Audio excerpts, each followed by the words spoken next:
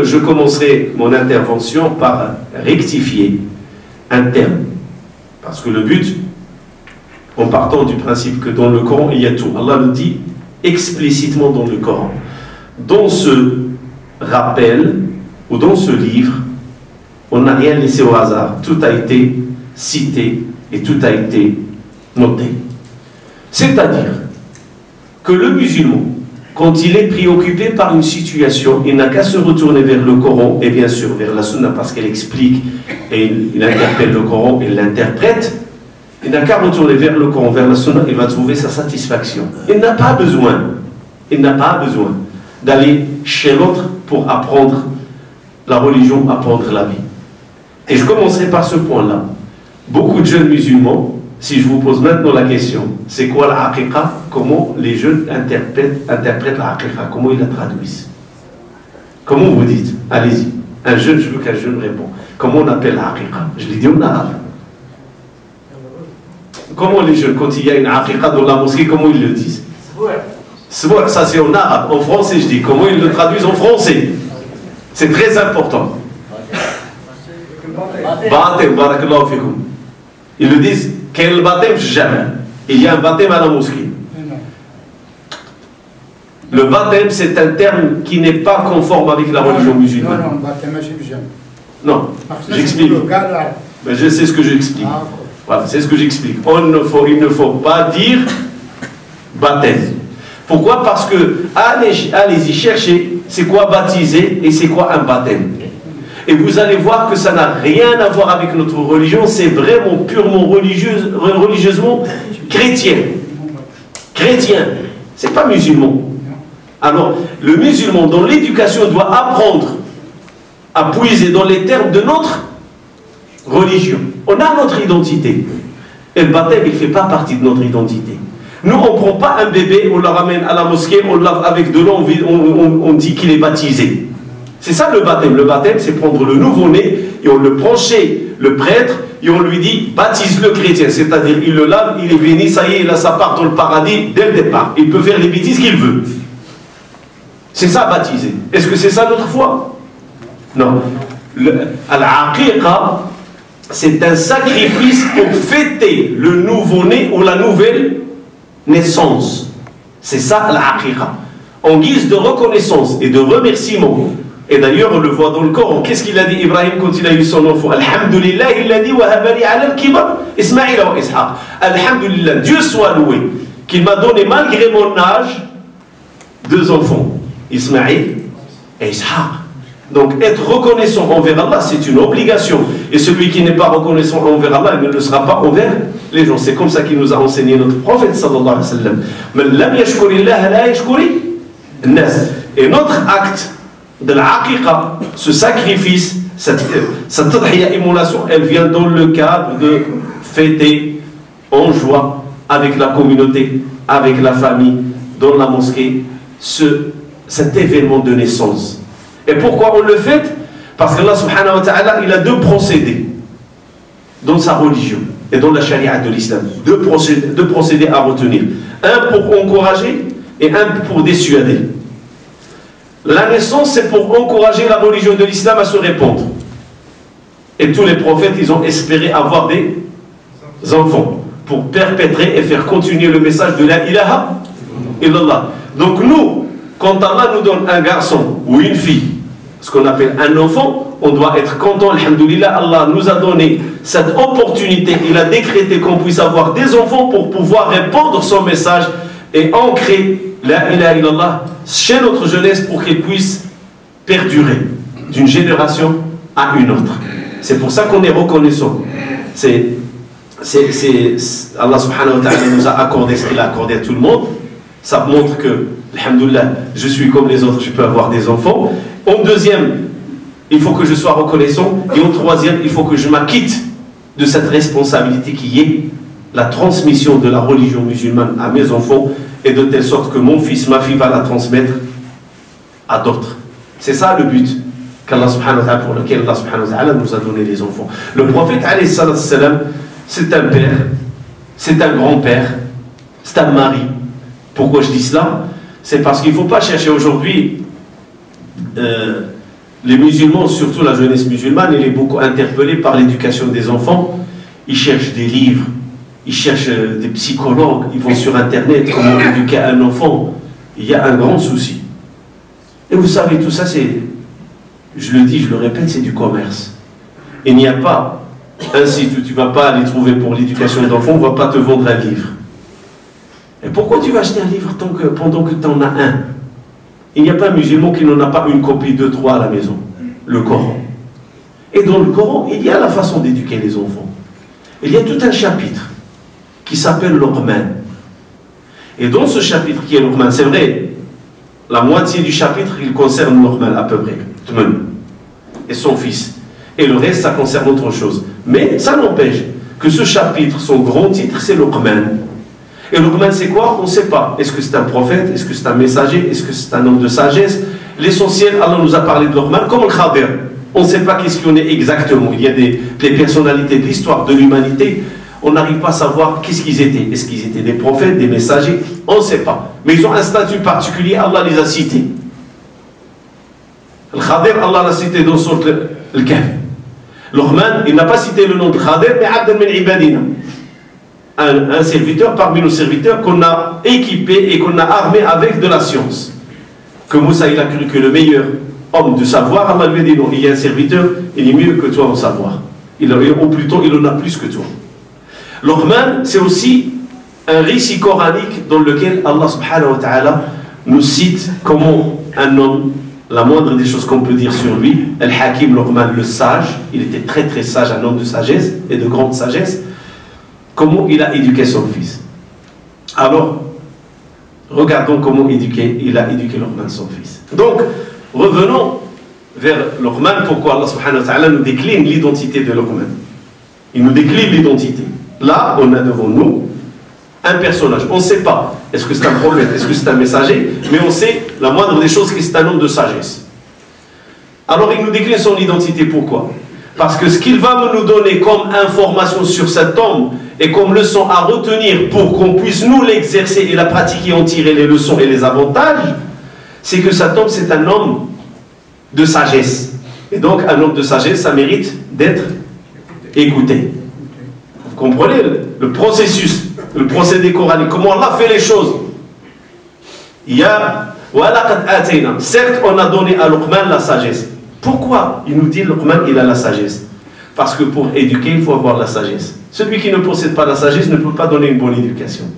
L'éducation nécessite beaucoup de sagesse. Et c'est quoi la sagesse?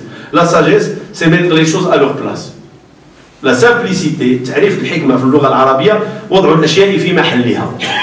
quelqu'un de sage, c'est quelqu'un qui fait les choses à sa place. À sa place et dans le moment convenu. Il faut ajouter cela aussi. C'est-à-dire, il intervient dans le moment convenu et quand il fait de la bonne façon. On dit c'est un homme sage. Quand il faut se taire, il se tait. Quand il faut parler, il parle. Quand il faut bouger, il bouge. Quand il faut rester, il reste. Ses mouvements, ses paroles sont calculés. Par quoi calculés? Pas par l'intérêt de la dunya. Ils sont calculés par la sagesse. En ce moment-là, c'est mieux de se taire. Alors il se tait. En ce moment-là, c'est mieux de parler. Il parle. C'est pour ça Allah décline, il nous montre l'identité. Luqman, c'est quelqu'un de sage. Abdullah ibn Mas'ud radiyallahu ta'ala anhu, il dit, et ça, comme je vous ai dit, c'est un procédé coranique.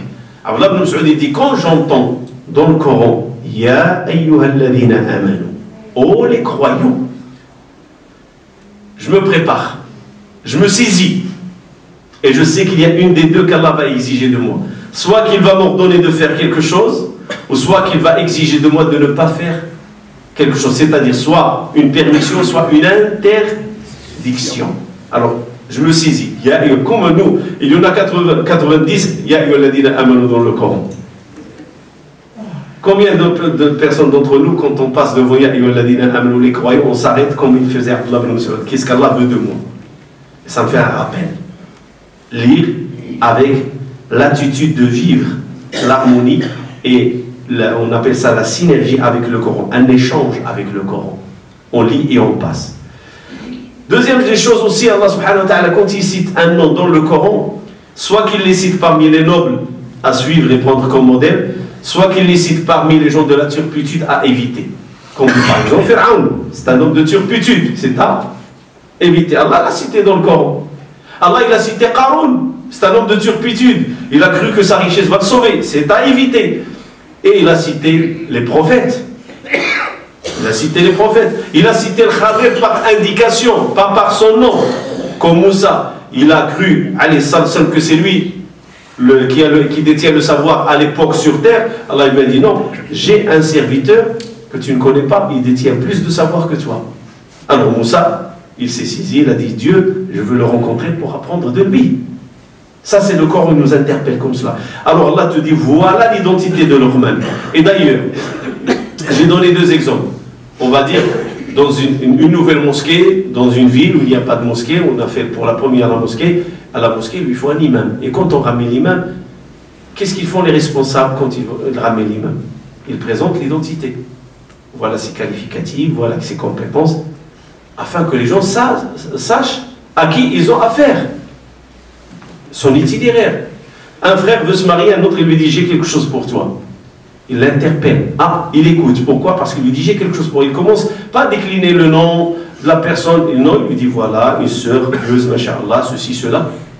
On passe toujours, avant de prendre la personne, selon le centre d'intérêt qu'on a besoin, on doit connaître d'abord la personne. Allah subhanahu wa ta'ala, le centre d'intérêt pour Luqman ici, c'est que c'est quelqu'un qui a la façon, c'est quelqu'un de sagesse et qui a la façon d'éduquer, c'est quelqu'un qui sait éduquer. Allah lui a attribué. Est-ce que vous croyez que le témoignage d'Allah est un témoignage qui va comme ça dans l'air? Non, c'est un témoignage véridique. Allah dit, on a donné à Luqman la sagesse. C'est une confirmation divine de la part d'Allah subhanahu wa ta'ala que Luqman était quelqu'un de sage.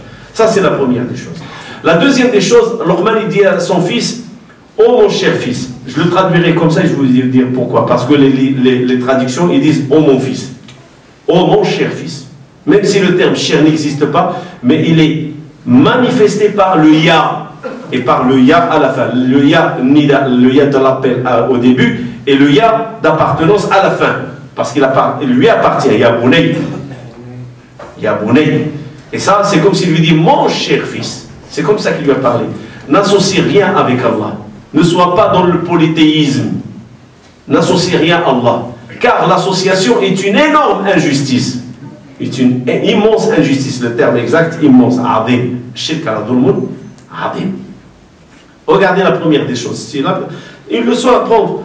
Aujourd'hui, les parents, ils ont des ambitions. Mais malheureusement, quand un garçon naît ou une fille aussi, vous voyez les souhaits des parents, Inch'Allah, que mon fils devient ingénieur, que mon fils devient docteur, ou que ma fille devient une avocate. Ça, c'est.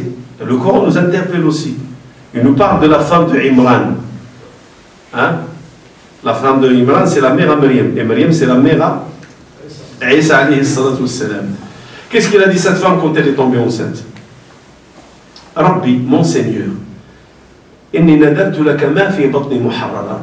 Ce que je porte dans mon ventre, il est à toi. C'est une offrande. Donc elles sont, c'est-à-dire pour qu'il travaille dans la mosquée de Jérusalem, le Quds. Il soit au service. Il a cru que ça va être un garçon. C'était son souhait que ce soit un garçon. Pour qu'il puisse s'occuper de la mosquée de l'Aqsa, d'entretenir l'adoration, le dhikr. C'est ce qu'il a voulu. Il a voulu qu'un enfant soit né d'elle et que peut-être il va pouvoir être prophète ou messager.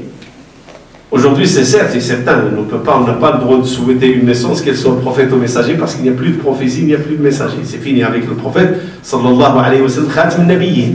Mais rien ne nous empêche que nos enfants soient des enfants sages, des enfants de da'wah, des enfants d'islam, des enfants qui vont avoir la force de la ilaha illallah.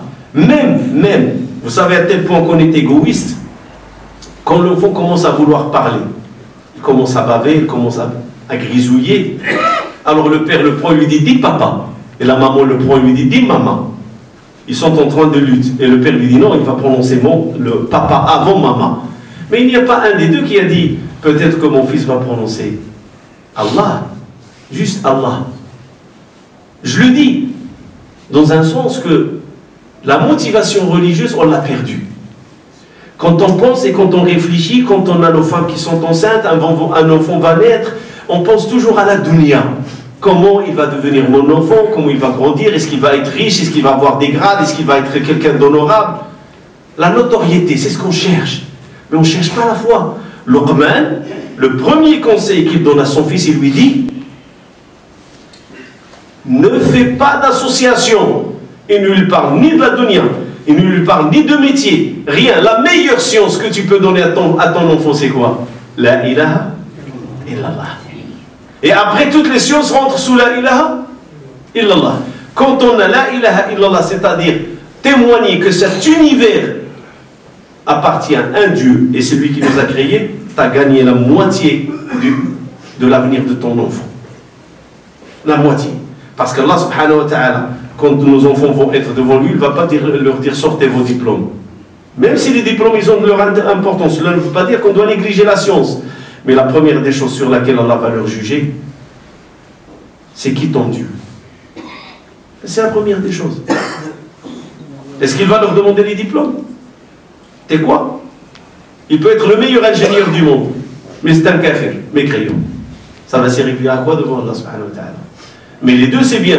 Être un croyant, il témoigne la ilaha illallah, et un grand ingénieur, il est comblé le paradis direct.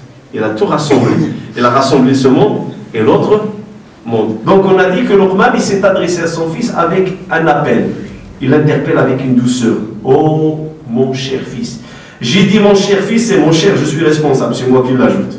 Parce que traduire l'arabe, c'est très difficile. On a la traduction du sens et on a la traduction littéraire. Moi, je vous fais une traduction de sens. Le sens du terme Ya Bunay, le sens, c'est mon cher fils. Mon cher fils. Le terme cher Aziz, il n'est pas dans la langue arabe. Mais il existe sous le Ya d'appartenance. Quand il lui dit mon, c'est-à-dire toi, tu es à moi, tu es mon fils. Et avec une douceur, mon cher fils. Pourquoi? Parce qu'il veut l'interpeller à des enseignements. Et donc la première des leçons à tirer de l'appel de Luqman, en commençant. Si tu veux être entendu, si tu veux être entendu, si tu veux être à l'écoute, si tu veux qu'on suit tes enseignements, ton fils ou ta fille ou ton frère ou ton entourage, tu veux qu'il t'écoute, il faut utiliser un langage de douceur, un langage qui ne fait pas saigner les cœurs, qui ne fait pas hériter les cœurs. On n'utilise pas un langage de choc, un langage qui brusque. Luqman, il est en train d'enseigner, et c'est pour ça qu'il a dit le hakim, et le professeur doit être sage, il doit avoir de la sagesse. Et les parents, ils doivent avoir de la sagesse dans leur enseignement aux enfants. Et alors il dit, mon cher fils. Et regardez, ce scénario, il se répète d'une façon plus confirmée. Si vous allez à Sourate Maryam, ou vous allez à Sourate Hud, prenez ce que vous voulez. Ya bunayya kab ma'ana. Il a dit à son fils, Ya bunayya, mon cher fils, monte avec nous dans le bateau. Et ne sois pas avec les mécréants. Ya bunayya la asim al-yawm. Aujourd'hui, personne ne protégera qu'Allah subhanahu wa ta'ala. On voit, même Nuh, il dit, Ya bunayya, mon cher fils. Non, oui. Ibrahim, son père, comment il l'a appelé? Son père était dans la mécréance, Ibrahim, il était le prophète. Il ne lui a pas dit, mon cher fils, parce que son père était ingrat. Son père était méchant. Il lui dit, Araqibun anta an alihati ya Ibrahim. Tu es en train de dénigrer, d'esquiver ma divinité, oh Ibrahim. Il ne l'appelle pas le terme cher. Mais regardez la réponse de Ibrahim envers son père. Qu'est-ce qu'il était? Ya abati lima ta'bud. Ya abati inni qad ja'ani min al-ilm. Oh mon cher papa. Et il utilise le terme ti. Le ti ici, si on veut le traduire par le sens, mon très cher papa. C'est-à-dire on a dit Aboulay, mon cher, tout court. Et là, Ibrahim, il va ajouter, pourquoi? Parce qu'il veut l'interpeller à l'écoute. Il veut qu'il lui ouvre les oreilles et le cœur. Il veut le sauver de l'enfer. Alors, Luqman, une des leçons qu'on tire d'abord, vous voulez qu'on soit à l'écoute, utilisons le langage qui ouvre les cœurs et qui ouvre les oreilles. On interpelle les gens par la douceur. Le prophète sallallahu alayhi wa sallam, il a dit, la douceur, là où il se trouve, là où il embellit. C'est un embellissement, la douceur. Là où tu mets la douceur, les choses deviennent belles. et devient facile, et devient accessible. Il y a la proximité, il y a l'approche, il y a l'accès. Tout devient facile. Tu veux avoir accès au cœur des gens? Utilise le langage doux, pas le langage plus brusque.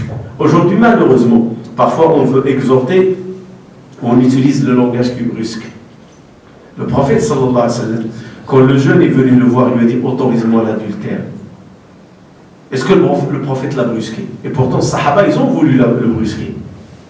Ils ont voulu lui mettre fin dans son intervention. Ils l'ont regardé avec des gros yeux.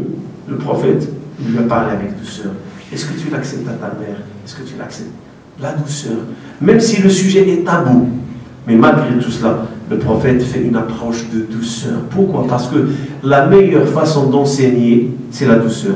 Si je vous parle de ma propre expérience, les profs desquels je me rappelle et les maîtres desquels je me rappelle jusqu'à présent, je ne suis pas prêt à les oublier, ce sont les profs qui étaient doux avec nous et qui étaient tolérants, qui étaient ouverts et qui avaient la facilité dans la parole et dans la communication. Et ceux que parfois, qu'Allah me pardonne, je dis qu'Allah ne leur pardonne jamais, ce sont ceux qui nous ont tabassés, qui nous ont frappés, qui étaient méchants. Parce que pourquoi je dis parfois qu'Allah ne leur pardonne pas? Vous savez pourquoi? Parce qu'à cause d'eux, peut-être, s'ils étaient des modèles, aujourd'hui, je ne serais pas peut-être dans la religion. Tellement que j'ai vu de la douleur et de la souffrance de leur part, que peut-être j'aurais pas aimé être dans la religion.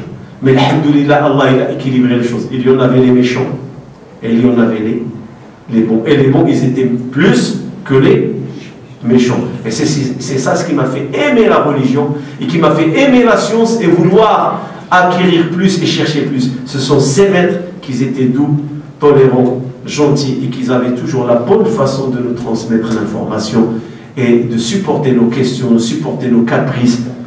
Et l'éducation d'un enfant, c'est la même chose. Tu vas éduquer ton enfant, un enfant c'est un ensemble de caprices, c'est un ensemble d'harcèlement. Si tu n'as pas la douceur, si tu n'as pas la patience, si tu n'as pas la tolérance, comment tu vas faire avec lui? Tu vas le rejeter. Ça c'est 3.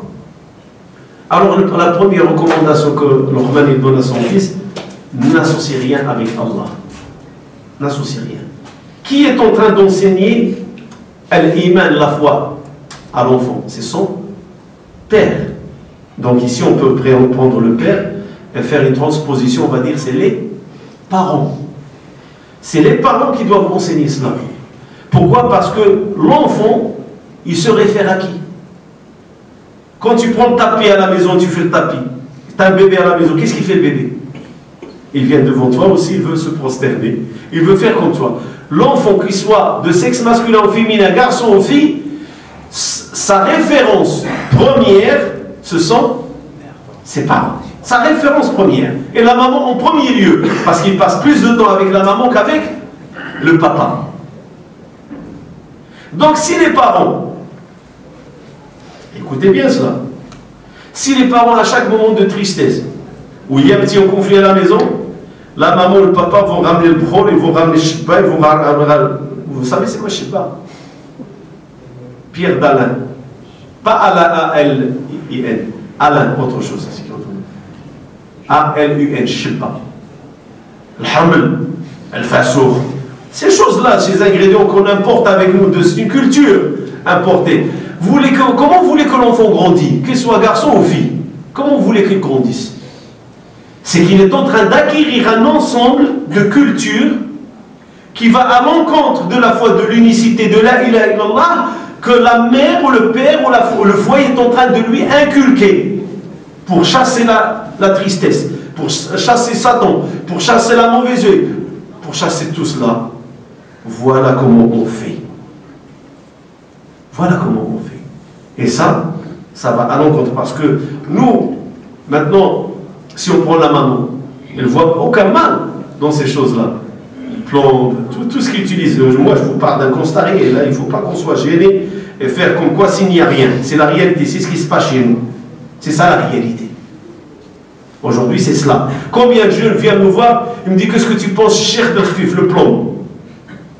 C'est quoi ça? Qu'est-ce que j'en pense? C'est haram. Mais il dit quand même, cher. Wallah, ma mère me l'a fait quand le plomb a été dans l'eau. Et il est devenu, parce qu'il le chauffe, puis il le met dans l'eau, il devient froid. J'ai vu un tête d'oiseau, j'ai vu une pièce d'or, j'ai vu. Mais vous ne comprenez pas une chose. que le métal en contact avec l'eau froide, une fois qu'il est chaud, il est obligé, ce métal, de prendre des formes. Il est obligé de prendre des formes. Essayez ça à l'écart de tout cela. Chauffez du plomb et mettez-le dans l'eau froide.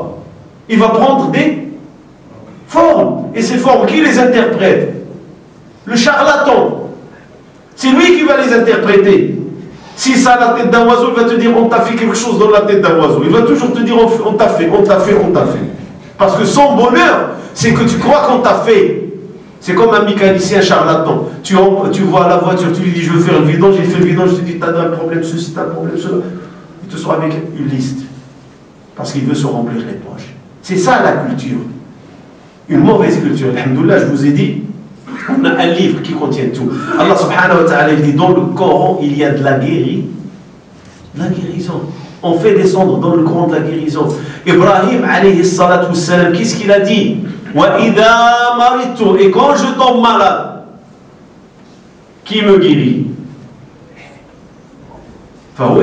Qui? Allah subhanahu wa ta'ala. Et les savants, ils considèrent Al-Shafi parmi les attributs d'Allah subhanahu wa ta'ala. Al-Shafi, celui qui guérit, le guérisseur, c'est Allah subhanahu wa ta'ala. C'est parmi les attributs d'Allah. Al-Shafi. Et donc c'est pour ça que Luqman, il commence par cette phrase. Il apprend à son fils de se retourner vers l'unicité. Attention, avec douceur. Avec douceur.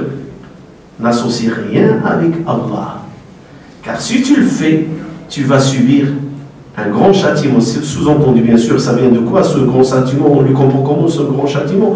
On le comprend par la phrase où il lui dit Inna shirka la dhulmun azim. Certes, l'association, c'est une grande et une immense injustice. Une immense injustice envers toi-même. Tu vas être injuste envers toi-même et tu vas traîner ton corps, ton âme au supplice de la tombe et au supplice du jour du jugement. Et tu vas en souffrir et tu vas payer le prix. Donc c'est ça le grand souci. Ça, on a Luqman, le papa, les parents, et on a le fils qui est là, l'enfant. Et le rôle du père, parce que nous on voit que la tushrik billah, que le fils ne doit pas, que nos enfants ne doivent pas faire de l'association. Mais qui leur a dit ne pas faire l'association? On oublie le rôle du professeur, on oublie le rôle des parents. Ici c'est le père qui fait le travail. Et ça confirme la citation du prophète sallallahu alayhi wa sallam. Kullu mawlud yuladu ala. Chaque enfant, chaque nouveau-né, il naît dans l'état de prédisposition, le fitra. Allah subhanahu wa ta'ala, comme je donne l'exemple toujours, c'est quoi la fitra? Beaucoup de frères me disent c'est quoi la fitra? Je dis le fitra, cette table, avant qu'il soit utilisé ici, celui qui l'a fabriqué lui a fait un emballage. Cet emballage, c'est la prédisposition. Elle est prise, on l'appelle dans l'industrie mise en condition. Elle est prête à être utilisée. Alhamdoulilah, la mosquée l'a utilisée pour, quand on fait passe, on reçoit des invités. Mais quelqu'un d'autre, il peut utiliser la même table pour faire le haram, pour mettre des bouteilles d'alcool dessus et tout. Vous comprenez? Une voiture, comment elle sort de la maison de fabrication? Le kilométrage, comment il est? 0. Le compteur, il est à? Elle n'a pas encore circulé. C'est ça la prédisposition. Elle est prête à l'usage. Et qui ont fait un bon usage ou un mauvais usage, c'est le client. La même chose, nous, quand on sort dans ce monde, on sort nickel, propre, emballage propre. Qui fait en sorte qu'on soit un bon croyant, un mauvais? Qui fait qu'on soit des bons serviteurs ou des mauvais? C'est le milieu. Et le premier milieu responsable, c'est quel milieu? Les parents. C'est ça l'état de prédisposition. Et alhamdoulilah, Allah, dans cet exemple de Luqman, il nous donne un état de prédisposition. L'enfant, il est propre et le papa, il est à la hauteur. Il est aime. Et Allah nous dit, voilà le modèle à suivre. Voilà comment enseigner. Il vient ton fils se plaindre, j'ai un mal dedans, j'arrive pas à dormir. Fais-lui des du'a, alhamdoulilah. Fais-lui écouter le Coran, apprends-lui les hadiths de la sunna. Et c'est pour ça que j'interpelle les mosquées. Apprendre à nos enfants, à la jeunesse, il y a la citadelle, les petits livres là. Je ne veux pas personnellement, j'aime pas que les jeunes les lisent, je veux qu'ils les apprennent par cœur. Nous, on les a appris par cœur. Je n'ai plus besoin de mon livre pour les lire. Ils sont ancrés dans ma mémoire et dans mon cœur. À la moindre circonstance et le moindre problème, je sais quand je suis malade, je dis Allahumma rabban nas inni bil ba'sa ishfi anta ash-shafi la shifa illa shifa'uka shifaa la yughadiru saqama. Pourquoi les jeunes ne font pas des petits cercles où ils apprennent ça entre eux, un échange, de telle sorte quand il devient papa ou maman, il va apprendre à son fils. Même son fils est un bébé, il ne sait pas parler, c'est lui qui va le lui réciter. Il pose la main sur sa tête et lui récite l'invocation de guérison. L'invocation de protection contre les shayatines. Wa'awidhuka bi kalimatillahi tammati min sharri ma khalaq. Wa'awidhuka bi kalimatillahi tammati min kulli shaytanin wa hamma wa min kulli 'ayn. On a tout dans le Coran et dans la sunna du prophète sallallahu alayhi wa sallam. Alors pourquoi je vais puiser dans des traditions qui émanent des traditions tribales et vraiment sataniques? C'est vraiment aller s'éloigner de ce qui est Coran et s'éloigner de ce qui est Sunna et apprendre à nos enfants à des choses, le porte-bonheur. Le porte-bonheur. Combien de jeunes musulmans, ils croient au porte-bonheur? Il y en a qui portent Surat Yasin, il y en a qui portent Surat Ar-Rahman, il y en a qui portent Aïd al-Kursi. On a fait du Coran de la calligraphie. Et tout ça, c'est à l'écart, c'est à l'encontre des principes de l'éducation de l'islam. C'est à l'encontre de ce que Surat Luqman veut. Après qu'Allah subhanahu wa ta'ala nous a montré que ce que Luqman a enseigné à son fils et comment il lui a appris la religion, l'unicité, la ilaha la tushrik billah, pas d'association, regardons l'autre côté, le verset qui suit après, et on a dit à l'être humain, prends soin de tes parents. La maman l'a pris dans son ventre, c'est-à-dire la période de grossesse, en difficulté. C'est une période de difficulté. Vous n'avez qu'à voir quand les femmes tombent enceintes, les difficultés, elles grandissent avec le ventre quand il grandit. Il devient plus pesant, il devient plus difficile. Il faut manger, il faut entretenir. C'est difficile, une grossesse. Et c'est pour ça que le prophète sallallahu alayhi wa sallam a dit la femme qui meurt dans l'accouchement, c'est une martyre. Elle est considérée martyre, la femme, quand elle meurt dans l'accouchement. Pourquoi? Parce que c'est une phase qui est difficile. Alors, pourquoi Allah subhanahu wa ta'ala, ici, il enjoint un conseil aux enfants de prendre soin des parents? Les savants de l'islam, ils ont remarqué une chose. Ils ont dit dans le Coran, on n'a pas remarqué qu'Allah a enjoint aux parents de prendre soin aux enfants, des enfants. Ça n'existe pas. Vous pouvez lire le Coran de A à Z. Il n'existe pas un verset dans lequel Allah dit au Sayna, le Walidaini bi. Ça n'existe pas. Par contre, vous trouvez le contraire. Allah enjoint un conseil aux enfants de prendre soin d'eux. Et les savants, ils ont posé la question, pourquoi? Parce qu'ils ont dit la première des choses, c'est une nature. Allah subhanahu wa ta'ala, comme l'enfant, il naît fragile, et pour protéger l'enfant, il a fait l'amour de l'enfant dans le cœur des parents, surtout dans le cœur de la maman, une chose naturelle. Il veille sur lui, il passe des nuits blanches, il veut son bien, il le ramène au docteur, il veille sur sa nourriture, il veille sur sa propreté, ils font tout pour que l'enfant soit bien. S'il pleure anormal, mon fils ou ma fille, il a quelque chose. Il se préoccupe de son état et de sa santé. Ça, c'est la première des choses. Donc c'est naturel. Parce que c'est une chose naturelle, et la deuxième, c'est que l'enfant est fragile. Le contraire, on a vu Allah subhanahu wa ta'ala enjoint un conseil aux enfants, faites attention avec vos parents, prenez-en soin. Pourquoi? Parce qu'il y a une équation qui n'est pas égale. Quand les parents ils ont pris soin de leurs enfants, les parents ils étaient jeunes, ils étaient forts, peut-être qu'ils étaient riches, ils avaient les moyens, ils avaient la force, donc Allah leur a donné le moyen d'entretenir un enfant. Mais l'enfant il grandit, il devient un homme, il devient une femme. Comment ils deviennent les parents? S'ils étaient forts, ils deviennent faibles. S'ils étaient riches, ils ont dépensé de leur argent pour cet enfant, il devient usé. Je résume le tout dans le terme U. Il s'use avec le temps les parents. Et quand il s'use, il devient fragile comme l'enfant il l'était à la naissance. Alors qui doit se préoccuper d'eux? Leurs enfants, mais leurs enfants, ils sont dans leur jeunesse, ils pensent à leur avenir, ils pensent à leur retraite, ils pensent à leur richesse. Ils regardent les parents comme un fardeau. C'est lourd. Et combien j'entends des frères dire, Wallah, c'est lourd. C'est trop. Alors je te pose la question, c'est quoi le plus lourd? S'occuper d'un enfant qu'on n'arrive pas à savoir qu'est-ce qu'il veut dire le bébé, il ne s'exprime pas et on arrive à comprendre, ou celui qui s'exprime, il dit qu'est-ce qu'il veut. Et pourtant, la chose la plus lourde, c'est de s'occuper d'un bébé. Ce n'est pas de s'occuper d'un adulte. Parce que l'adulte, il s'exprime, il parle. On sait ce qu'il veut. On est capable, on n'est pas capable. Le bébé, il ne parle pas. On cherche à le comprendre. On va voir le pédiatre. Mon fils, il fait ceci, ou ma fille, il fait cela. On cherche à comprendre à travers les spécialistes. Vous savez, j'ai retenu une leçon. Quand un bébé pleure, il faut vérifier 3 choses. Les jeunes parlent là. 3 choses à vérifier. Les couches, est-ce qu'il est propre? Est-ce qu'il a faim? Les couches, est-ce qu'il a faim? Est-ce qu'il est malade? Et comment vous savez qu'il est malade? L'enfant parle avec ses mains. S'il a mal aux oreilles, il va porter, il a une otite, il va porter la main envers là où il a la douleur. Et ils nous ont dit, si les 3 choses sont vérifiées, il est propre, il a mangé, il n'est pas malade. C'est un enfant capricieux, laisse-le crier. Il veut être porté par les mains, laisse-le. On va chez les spécialistes pour comprendre. Vous savez, c'est difficile de comprendre un enfant. On va chez les spécialistes. Mais ton père, il te dit, ou le livre, il te dit, mon fils, je veux que tu prennes soin de moi. Il le dit, il s'exprime. Alors, c'est quoi le plus lourd? Quelqu'un qui ne parle pas, je te mets devant un muet et je te dis, parle avec le muet. Tu me dis, je ne connais pas le langage des... Et pourtant, on arrive à faire un autre effort de comprendre l'enfant.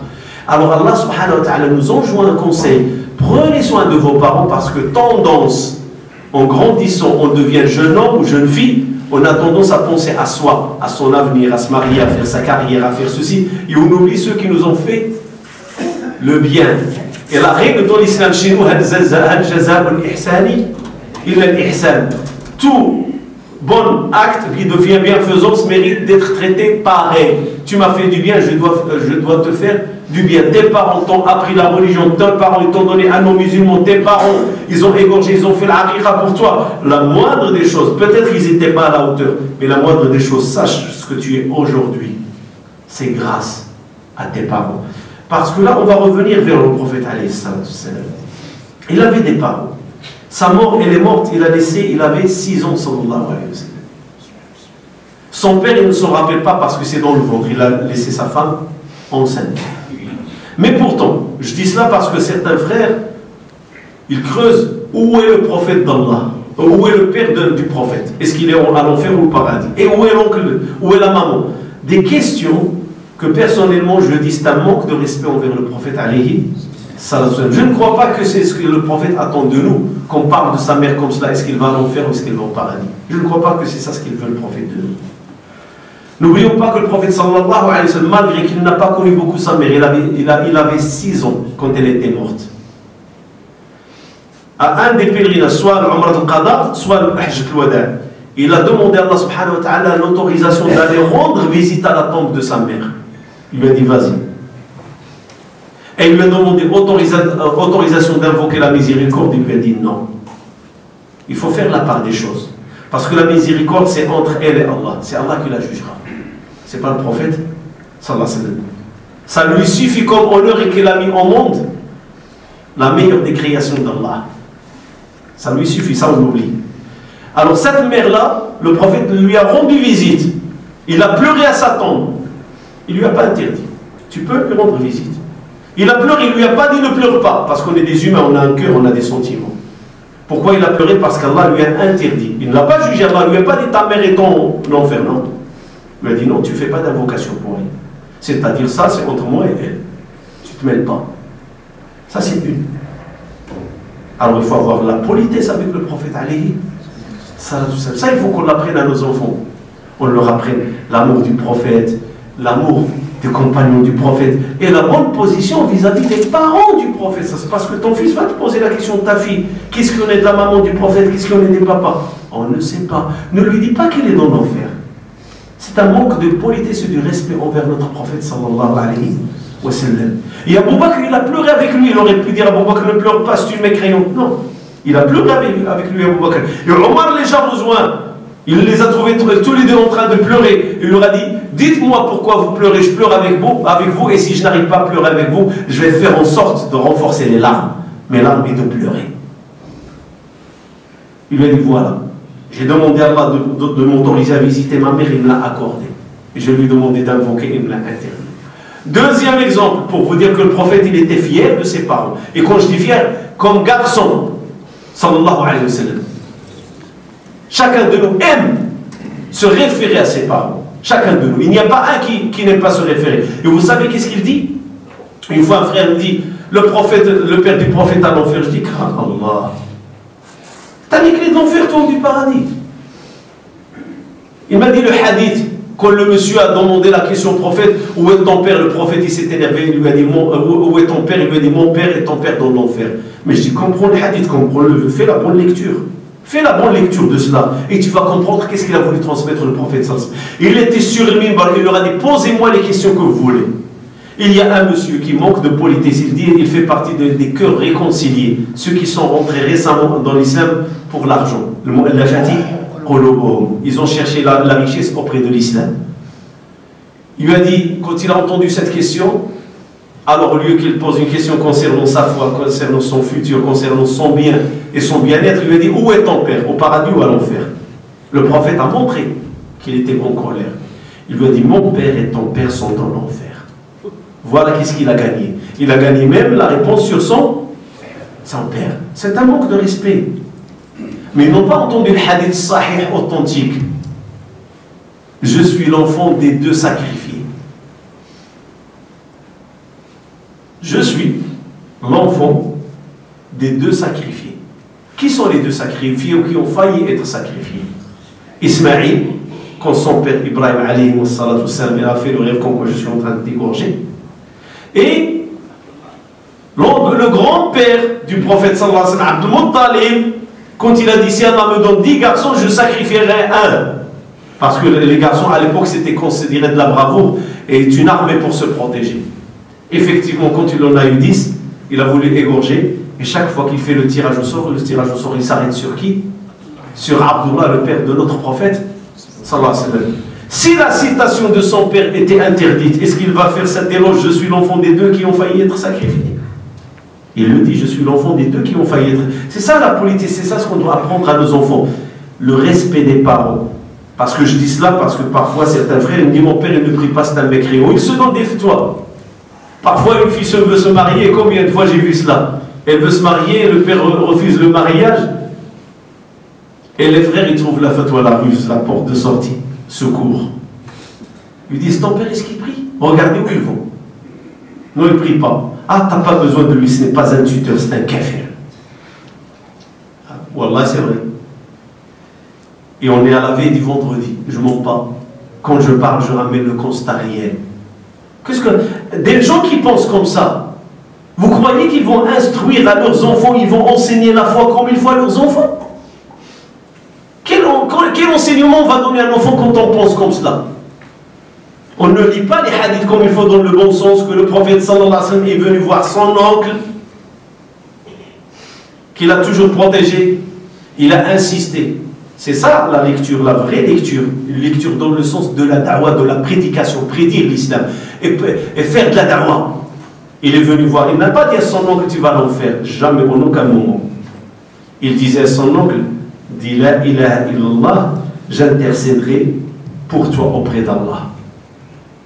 C'est ce qu'il disait à son oncle jusqu'à ce que l'âme a quitté le corps. Dis la ilaha illallah. En aucun moment il lui a dit t'es mécréant, tu vas mourir mécréant, tu vas périr dans l'enfer. Non.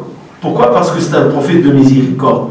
Et c'est pour ça que Luqman, il commence Ya bunayya la tushrik billah, n'associe pas la douceur. Et puis il s'adresse à Allah subhanahu wa ta'ala, il fait l'équilibre. N'oubliez pas ses parents, ils vous ont enseigné, ils vous ont appris la religion. Et même ce sont eux qui vous ont mis au monde. Aujourd'hui, Allah subhanahu wa ta'ala, toi tu as comblé, tu as la science, tu as le savoir, tu connais la religion. Ton père ne l'a pas connu. Alors tu fais quoi avec ton père? Tu le traites de kafir? Non. C'est facile. Tu n'es pas gagnant en traitant quelqu'un de kafir. Mais tu es gagnant si tu lui fais la da'wah. Pourquoi? Parce qu'Allah il a fait nous de nous une umma de da'wah. Kuntum khayra ummatin ukhrijat lin-nas. Allah nous a pas fait sortir pour les gens pour les juger. Allah nous a fait sortir pour les gens pour les interpeller vers le sentier d'Allah subhanahu wa ta'ala. A'udhu billahi minash shaytanir rajim. Lillahi ma fi as-samawati wa ma fi al-ard. وإن تبدوا ما في أنفسكم أو تخفوه يحاسبكم به الله فيغفر لمن يشاء ويعذب من يشاء والله على كل شيء قدير. آمن الرسول بما أنزل إليه من ربه والمؤمنون كل آمن بالله وملائكته وكتبه ورسله لا نفرق بين أحد من رسله وقالوا سمعنا وأطعنا غفرانك ربنا وإليك المصير. لا يكلف الله نفسا إلا وسعها لها ما كسبت وعليها ما اكتسبت ربنا لا تؤاخذنا إن نسينا أو أخطأنا ربنا ولا تحمل علينا إصرا كما حملته على الذين من قبلنا ربنا ولا تحملنا ما لا طاقة لنا به واعف عنا واغفر لنا وارحمنا أنت مولانا فانصرنا على القوم الكافرين. اللهم اجعل جمعنا هذا جمعا مرحوما واجعل تفرقنا من بعده سالما من الشر معصوما ولا تدع بيننا ولا منا شقيا ولا محروما. اللهم اغفر لنا فيه ذنوبنا وكفر عنا سيئاتنا واقض حوائجنا ويسر أمورنا ويمن كتابنا وإن توفيتنا توفنا مسلمين. اللهم إنا نسألك من خير ما سألك منه نبيك نبي الرحمة سيدنا محمد صلى الله عليه وسلم ونستعيذ بك مما استعاذ منه نبيك نبي الرحمة سيدنا محمد صلى الله عليه وسلم. اللهم آت نفوسنا تقواها وزكها أنت خير من زكاها أنت وليها ومولاها واقسم اللهم لنا من خشيتك ما تحول به بيننا وبين معاصيك ومن طاعتك ما تبلغنا به جنتك ومن اليقين ما تهون به علينا مصائب الدنيا. اللهم متعنا بأسماعنا وأبصارنا وقوتنا ما أحييتنا واجعله الوارث منا واجعل ثأرنا على من ظلمنا وانصرنا على من عادانا ولا تجعل اللهم مصيبتنا في ديننا ولا تجعل الدنيا أكبر همنا ولا مبلغ علمنا ولا إلى النار مصيرنا. اللهم اصلح لنا ديننا الذي هو عصمة أمرنا واصلح لنا دنيانا التي فيها معاشنا واصلح لنا آخرتنا التي إليها معادنا. اللهم وفقنا لما تحب وترضى. اللهم يا رحمن يا رحيم ارحم المسلمين والمسلمات المؤمنين والمؤمنات الأحياء منهم والأموات الآباء والأمهات الإخوان والأخوات الأبناء والبنات إنك سميع مجيب الدعوات. ربنا أوزعنا أن نشكر نعمتك التي أنعمت علينا وعلى والدينا وأن نعمل صالحا ترضاه وأدخلنا برحمتك في عبادك الصالحين. اللهم أدخلنا برحمتك في عبادك الصالحين. اللهم أدخلنا برحمتك في عبادك الصالحين. اللهم بارك في بيتك هذا وبارك في جماعته وبارك في إمامه وبارك في إخوانه. اللهم بارك في الذين يعمرونه رجالا ونساء. اللهم بارك في الذين يعمرونه رجالا ونساء. اللهم لا تقطع خيرك عنه. اللهم لا تقطع خيرك عنه. اللهم لا تقطع خيرك عن هذا المكان. واغني اللهم أصحابه بحلالك عن حرامك وبطاعتك عن معصيتك وغنيهم بفضلك عن من سواك. اللهم بارك لنا ولهم في بيوتهم وبارك لنا ولهم في زوجاتهم وذرياتهم، وبارك لنا ولهم في أولادهم ذكورا وإناثا. اللهم اصلح أولادنا، اللهم ردهم إلى الدين ردا جميلا، اللهم ارزقهم فقها في الدين وسدادا في القول وثباتا عند العمل. اللهم احينا واحيهم على لا إله إلا الله، وأمتنا وأمتهم على لا إله إلا الله، واجعل آخر كلمة لنا في الدنيا هي لا إله إلا الله، واحشرنا على لا إله إلا الله، وأدخلنا الجنة ببركة وفضل لا إله إلا الله. اللهم اجعلنا موحدين لك، اللهم اجعلنا موحدين لك، اللهم اجعلنا من أهل لا إله إلا الله محمد رسول الله في الدنيا والآخرة يا الله. أخونا جمع بيننا وبينه في هذا المقام، فاجمع اللهم بيننا وبينه في عليين مع النبيين والصديقين والشهداء والصالحين وحسن أولئك رفيقا. اللهم بارك له في مولوده عمران، اللهم احرسه بعينك التي لا تنام، واحفظه بركنك الذي لا يرام. اللهم نعوذه بكلماتك التامات من شر ما خلقت، اللهم إنا نعوذه بكلماتك التامات من شر ما خلقت، اللهم إنا نعوذه بكلماتك التامات من شر ما خلقت، اللهم إنا نعوذ بكلماتك التامات من كل شيطان وهامة ومن كل عين لامة. وارزق والده الصحة والعافية، وبارك له في نفقته في هذه الليلة، وقوي عضد أمه. اللهم شافها وعافها، واجعلها أمة صالحة، واجعل أبوه صالح، واجعل